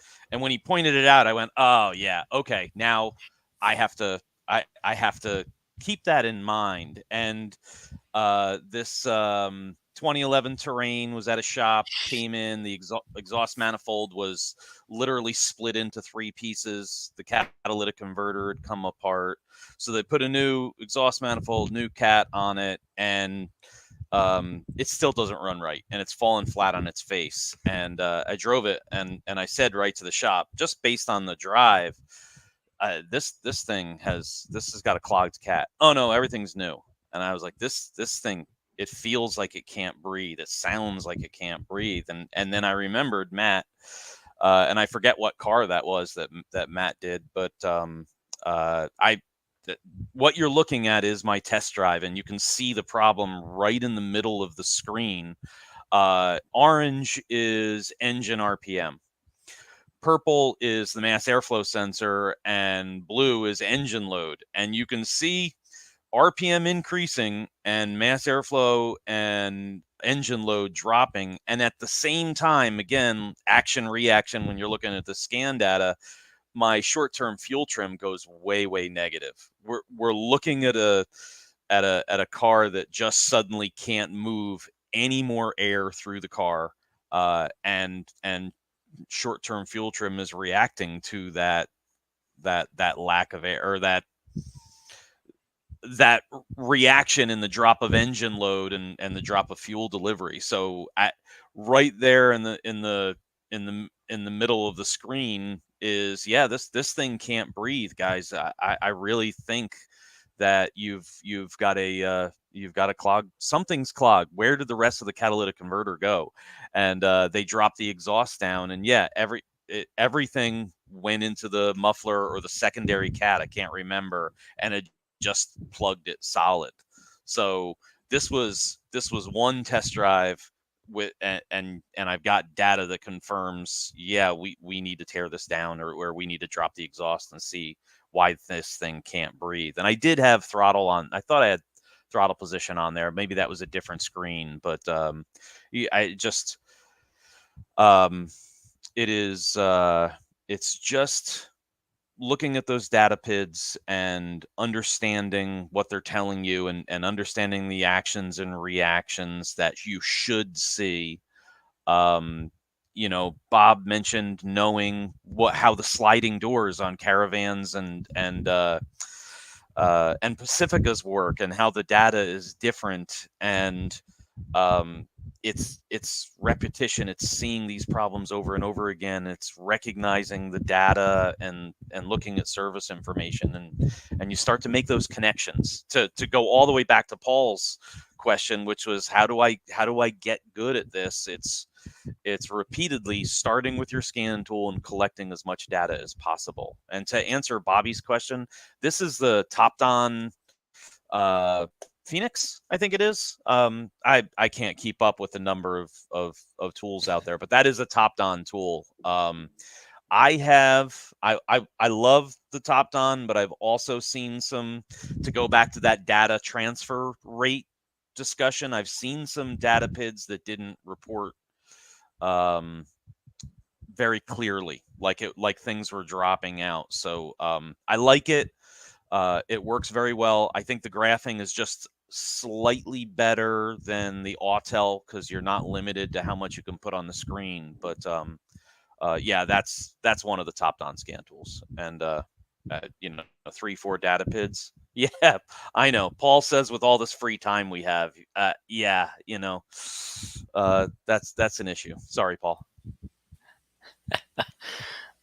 So that's I've got one or two other examples, but if we have time, we'll come back to me because none of them are rocket science. So, but that's the day-to-day stuff, though. That's the stuff that exactly. That's the number of times that I have fixed an air conditioning related problem or seen the problem with scan data and had a shop go, I didn't even know that was there. Oh wow, you can, you can, because so many shops are still stuck in Snap-on brick days where I checked the codes and there's no codes anywhere. Well, none in the ECM. That's the only place you looked. Scan all the modules. So sorry, moving on. Well, I know it wasn't the vehicle that I showed. I'm sure I showed you it at one point, but I don't think that's the vehicle that you based this off of. But I had a Ford Escape that got a new engine put in because 3 cylinders would go dead going down the highway. So they put an engine in it. And it was a clogged cat on one bank. And that was found. I mean, the vehicle was still on the hoist. I didn't even drive it. Hooked up a scan tool and revved it up. And that one, you got the really, really good short-term fuel trim split bank to bank. So one tanks and the other one skyrockets. And at idle, they're pretty close. Engine runs good. But you get that thing to move air or trying to move air, and you have the repercussion of PCM having to make an assumption that all the air going through that mass airflow sensor that it's measuring is being evenly split. And that's why we get this fuel trim shift bank to bank. And so that, I don't know if the customer got paid for a new cat and got a free engine, but I think it was the other way around. The other way around. Or, yep. Or the bad cat took out the engine. Of course. That could be. So All Tanner, right. You're up. Yeah, before I jump into mine, one of the things I wanted to show here, well, somebody's comment quick and just touch on this since we talked about NASDAQ.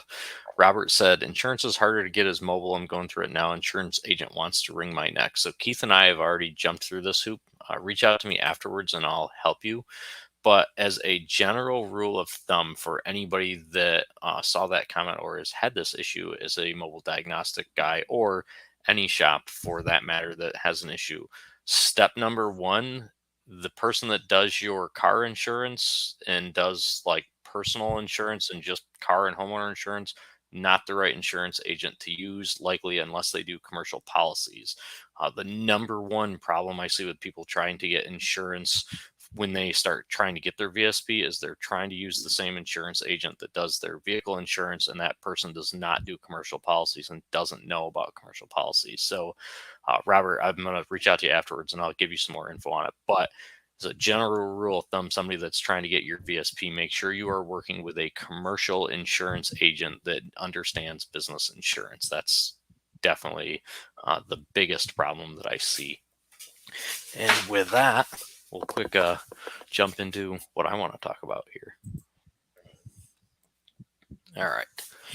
So one of the things that I wanted to bring up tonight was talking about different data and using scan tools to look at data in modules that are not related to drivability stuff. So in the beginning, I was saying a lot of the stuff that I see now is electrical problems or body problems or comfort access problems or just random things like that.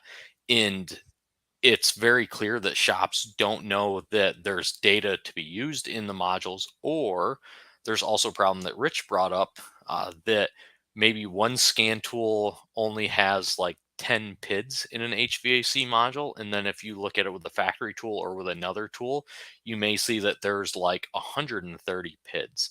And you have to have all of the PIDs that are available in each module now. It's very important that you have access to the correct PIDs, because the data that is there is very important. So I'm going to go over this case study, and then we're just going to look through some different data in different modules so that you guys can get an understanding of what you should be looking at. So this is a real common problem that I'm seeing. I'm in South Carolina. It's very hot. It's been like 95 for the past month. Some of the guys that are from one of the shops that actually had one of these, this particular truck is not from your shop. It's from another shop 2 months prior to that. But I see this problem literally at least once a month. An HVAC module gets replaced for a no AC compressor clutch operation. So this is, back up a little, this 2010 Ford F-150. Customer complaint is the AC compressor clutch does not come on. They also may note that the compressor clutch comes on for a very split second and then turns right back off. Again, I'm seeing this constantly. I do one HVAC module a month because somebody has put it on and asked me to program it, and then the car's not fixed. They will have a B10, B9 blower control circuit short to ground or open stored in the HVAC module when this happens. The blower motor will work in most instances, so that code gets overlooked. What I'm going to tell you is that code, the B10, B9 blower control circuit code, is the reason the AC compressor clutch does not work. It's a logic problem that, unfortunately, when the software was written, it was missed. If you type in that code in a normal service information system, so Mitchell, ALLDATA, something like that, and you actually go into troubleshooting for that code, it will not tell you that this code prevents AC clutch operation. There's nothing there. If you type it in on Identifix or something, you'll find that there's other hits there that code will cause the AC compressor clutch to turn off. So how do we use scan data to kind of go through this and figure out that we don't have a bad HVAC module? So I'm going to show you a video. This is IDS, and I want you to keep an eye on the PIDs up here at the top, because these are going to be our clues that the HVAC module is not bad. So the way, the overview of this system real quick, when you push the button, the HVAC module requests AC to come on, and then from HVAC module sends a signal to the PCM, and the PCM requests that the compressor come on. So if the HVAC module is good, then we will see an AC request, and it will change from no to yes. So I'm going to go ahead and play this and watch it very closely, because it's going to change. Actually, I'm going to zoom you guys in here. Let me find my zoom thing. This should help you a little bit. Okay. So these are the PIDs that I'm talking about right here. Okay. I'm going to click play. All right. So watch it right here. You're going to see it change. Yes. No. See it change to yes. Pressure comes up, and then it immediately changes back to no. So because that AC request PID changed to yes, I will replay this here just in case somebody misses it. But because that AC request PID changes to yes, that means that the HVAC module made the request. So the HVAC module isn't bad. It made the request and it said yes. So once we know that, we can eliminate the HVAC module as being bad. The HVAC module saw the input, made the request, it said yes, then it changed the request to no because it saw something it didn't like. The PCM also made the request and turned the compressor on because it turned on for a split second and then it turned off. That tells us HVAC module is able to make requests, so HVAC module is good. PCM is able to make requests, ground the compressor circuit. PCM is good, circuit is good, compressor is good. And because we saw AC pressure come up, that means that the compressor obviously also made pressure. So looking at those PIDs and understanding why they're there, that gives you to say, okay, it's not an HVAC module. For some reason, it shut it off. So it saw something it didn't like. Well, if you clear that code, then the AC compressor will come on until that code is set again. So years back, we used to tell people not to clear codes, but outside of engine drivability, and even with engine drivability now, you document the code, and then sometimes you have to clear the code to make a system function again. So when you clear the code, now all the compressor comes on, works again. As soon as the code sets again, guess what? The request goes back to no. So even though service information doesn't tell us anything about that code will turn off an AC compressor, you can figure that out by looking in scan data and looking at the requests and making a conscious decision of, okay, why is it turning off? But you can go through the circuit and see what is good and what is bad. And then it's up to you to make the determination of what's causing it. So for AC, as an example, sometimes a pressure PID or a temperature PID or something like that will cause it to shut off. And you'll see the request go back to no in the PCM because the PCM saw something that it didn't like. So I just want you guys to be aware of that. You have to be using the data that's in the modules, not just in engine modules. So in order for this truck to be fixed, it needs a blower motor speed controller.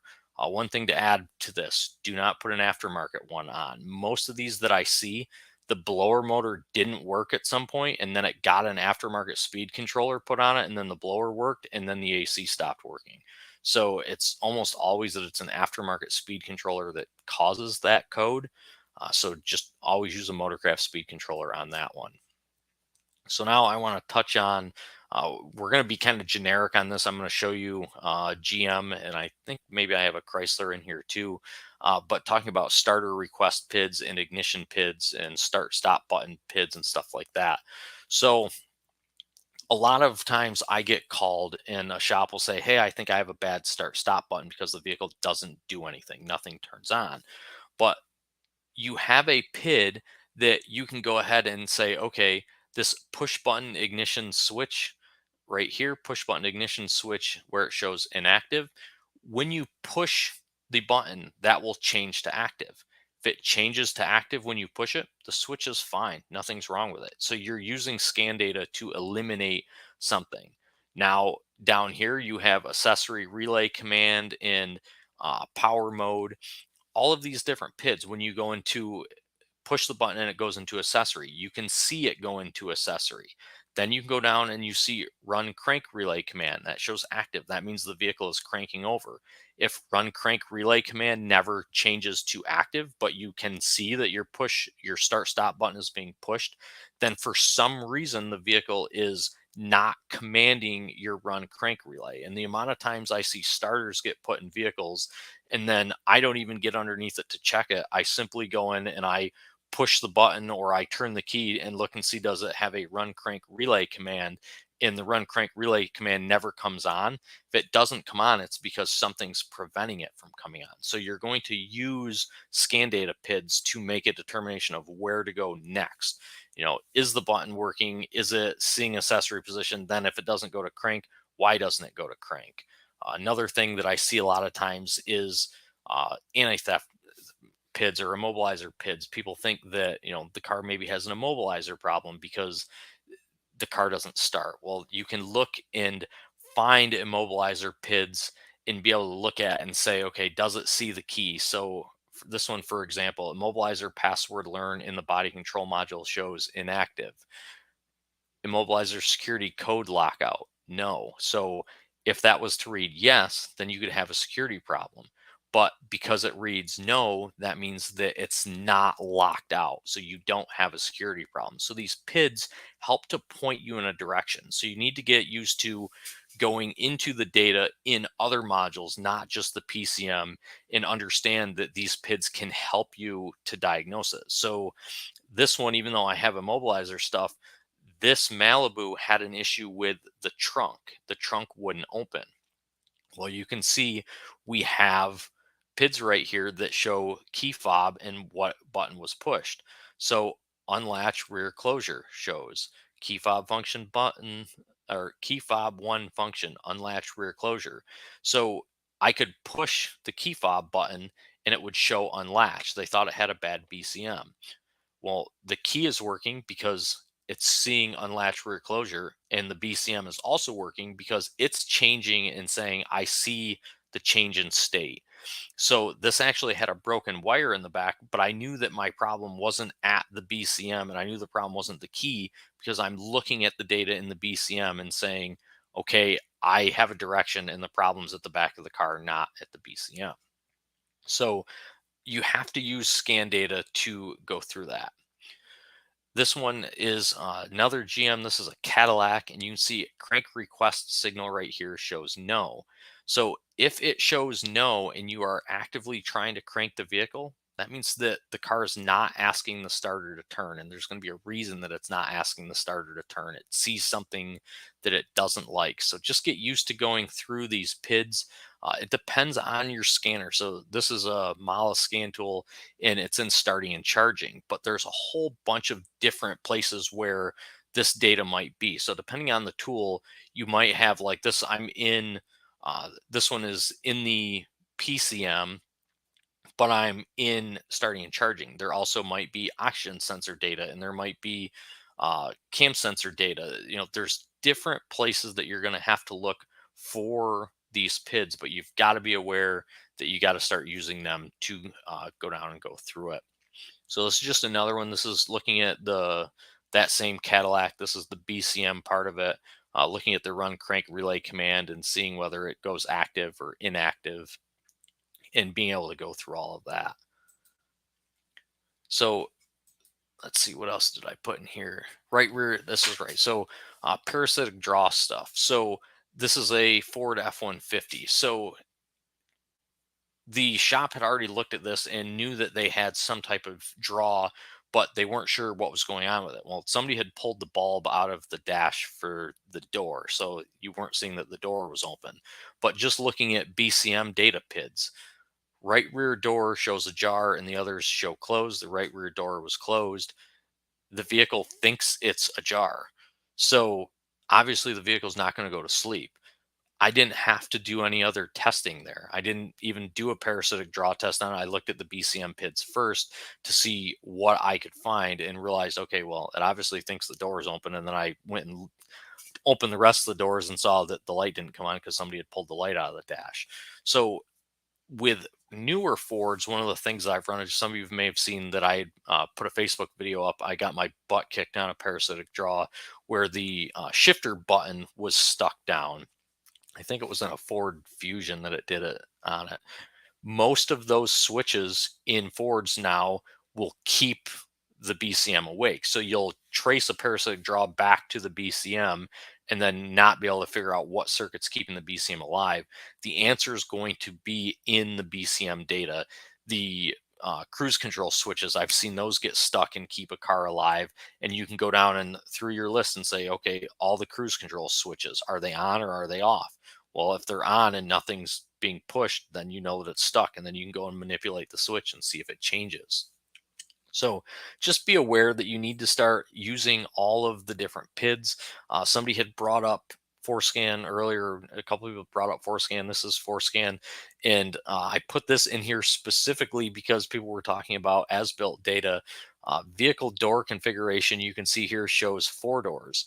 Well, if you're tracing a problem in maybe the rear, let's say, for example, maybe the rear doors don't lock and unlock, but the front doors lock and unlock, and the vehicle door configuration showed 4 doors instead of 2 doors, you could know that somebody had gone in and messed with it. So you also need to be able to go in and look at this information as well. One of the things in particular I've seen with this, normally this happens on emergency vehicles, fire trucks, ambulances, and stuff like that. People will go in and turn off TPMS. So the vehicle may have TPMS sensors, but somebody has gone in and disabled TPMS because it's got different tires on it, higher pressure tire or something like that. So they may realize that it has tire pressure sensors. It gets sold to an individual years later. A lot of times this happens with like fire truck, brush trucks, get sold to an individual years later, and they want the TPMS system to work. No amount of changing TPMS sensors is going to change it if it's disabled in the options here. And this is kind of particular to Ford, but it could happen with others. But particularly with Ford, if somebody's gone in and messed with options, you can go in and look at this data with certain tooling. So with ForeScan, you can see this. Sometimes you can see it in other tools as well. This is body control module configuration is where this is. So you can see right here, tire pressure monitor shows enabled. It would show disabled if somebody had turned it off. So you have to be able to look at all of that as well. I think that was the last one I It's had. kind of like one of the repercussions of some of them tools. Not that the tools are awesome, but they're so affordable. They allow so many different people access to do stuff like that and make these crazy problems. Like you're saying, they, we're in there messing around and shut off TPMS. How many shops would just, they'd start shotgunning modules at it until they accidentally fixed it. That's exactly it. Yeah. Yep. So the long story short of that is be aware that there's data in every single module on the vehicle, and there's a reason that that data is there. It's there for you to use. I think for years and years and years, we've got stuck on the drivability data and looking in PCM data and not really thought through that there's so many other modules on the car. And to kind of circle back all the way to the thing I brought up earlier about a good friend of Matt and a good friend of Matt's and mine reached out and was asking about, why some of the scan tool companies have done less with graphing now and done less with refresh rate and stuff. And I think the answer to that is that it's getting so sophisticated with other modules on the vehicles and having to gain access to all of these other modules and have the data PIDs and be able to read the data PIDs and go in and look at the settings that have been changed, that all the scan tool companies are kind of making a decision of, what they're going to go after, and they're going after that or coding capabilities instead of graphing capabilities. But you got to have a tool that have multiple tools so that you have graphing capabilities for drivability stuff, but you also have the ability to get in and see all the rest of this information that's there for you. Chuck and Miles are wondering how well you like the Mala software. Yep. So that was a tool that I helped with beta testing, prototype testing. There's a lot of work being done with it now. They're a perfect example of what I just brought up. So they're trying to make a decision of which way they're going to go. Are they going to go towards full function scan tool, or are they going to go towards graphing, or are they going to go towards the fact that it scans a vehicle in like 15 seconds? Right now for system scanning vehicles, it's awesome. It scans an entire vehicle in like 15 seconds. Graphing is pretty good on it, and I think graphing is going to get better. That seemed to be kind of the decision of where they're going to head with it. It's not going to have functions like the Autel. It's not going to have any security functions, anything like that. But for a tool to look at data and graph stuff, it works pretty good. You can make a CSV file from it, so that works good as well. I think it's $250 a year now. It works with any J2534 device, so it's definitely worth it just to have as another tool. It does some neat stuff. There's a bug in the software right now that is actually turned out to be a really cool thing for crankshaft variation learn. I'm not gonna expose that. Go ahead and play with it, and you guys can figure that out on your own. But yeah, so overall for $250 a year, can't go wrong with it, knowing that it works with any J2534 interface. Keith's been playing with it too. I use it tons for scanning vehicles and screenshotting. The amount of screenshots, all the screenshots you saw in here are because I can scan a vehicle, look at data, screenshot it, and put it into a class. It's much easier for me. And putting it on invoices, as I'm writing an invoice and I don't have to go on to my Autel and take the screenshot from my Autel, try to log into I use Shopware. So logging into my Shopware account on my Autel, find the file in the Autel. Sometimes it's easier with a PC-based tool, and that's why a lot of times I end up using it. Nice. Thomas is wondering, or Tom, Mr. Pippo, explain the advantage of just choosing the PIDs you need. Knee jerk, first of all, the fewer things you can try to look at one time, the better. Just in general, if you're trying to look at stuff live. Second of all, it gets into, I think, like generations of vehicles. So I think earlier on, when we kind of went from data just being blasted at the scan tool all the time to, I think what they called like ask, listen, where the scan tool would ask for information, the car would report it back. The scan tool would ask for information, it would report it back. You were rewarded for reducing the number of PIDs so that you drastically increased the update rate. Now with like the latest generation of cars and CAN systems and scan tools taking advantage of that, I don't know that that's as big of a concern anymore. It's more or less just overwhelming yourself with information to try to process. And that's where you may want to take advantage of recording or movies, if you will, and then, sitting back in a comfy chair and flipping through the data on a big screen, monitor or television, whatever you got. One of the things I'm going to add to that, since I think he was looking at like asking kind of changing speed of the data refresh rate, and like Matt was saying, it's less of an issue now. If you have a scan tool that you have problems with refresh rate, namely a lot of the like earlier Autels, plug your device into the tool, hardwire it. So if you use Autel and like, for example, Ford cylinder contribution test with the older Autels, when it was not plugged in, was atrociously slow. If you plugged it in USB, lightning fast, and it made a massive difference. So hardwire the tool. Also, now with the new Autels in specific, and I'm sure other tools too, you have the ability to choose Bluetooth or choose Wi-Fi. And if you choose Wi-Fi, the tool is faster than if you choose Bluetooth.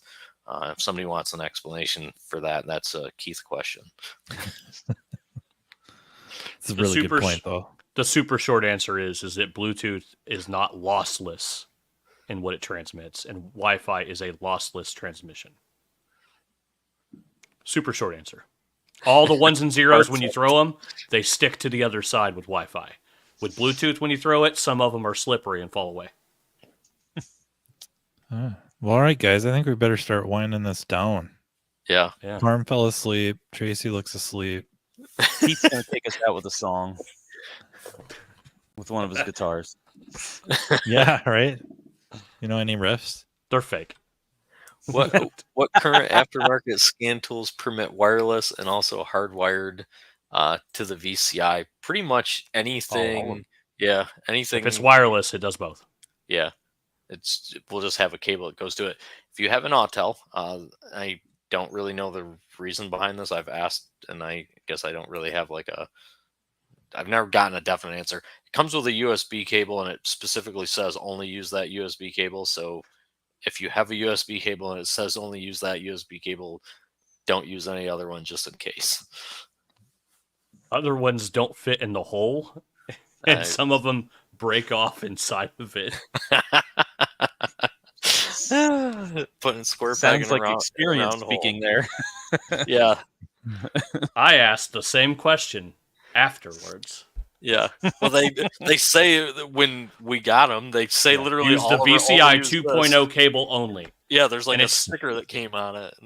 The red one from the previous generation was a little bit larger, and when you plugged it in, sometimes you went to go pull the cable out, and then the end would stay in it and would pull the cable out, and then you're stuck with the red end stuck inside your tool. So there you go. Yeah, Isaac says the same thing. It's the size of the cable end.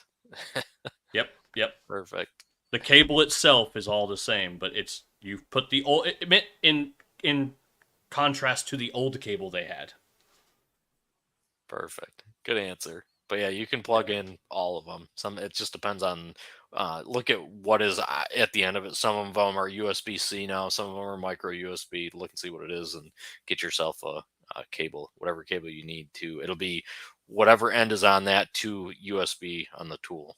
Or I say most of them are USB at this point. By the time somebody watches us a year from now, they'll all be USB-C or something. But right. Yeah. All right. Well, Robert Kenny's point there that maybe we should start a Facebook page or a DN section where we can list the known scan tool functions of each tool as we use them. Kind of like a waveform library. I'd list the known not functioning is what I would list. Oh, that might be even better. What can it do? So save me way more time. The hard part about that is that tomorrow there's going to be an update. It's going to change. And what it does and doesn't do. And so that's how we force the updates, though. Yeah, this is true. Just call them out publicly. Yeah.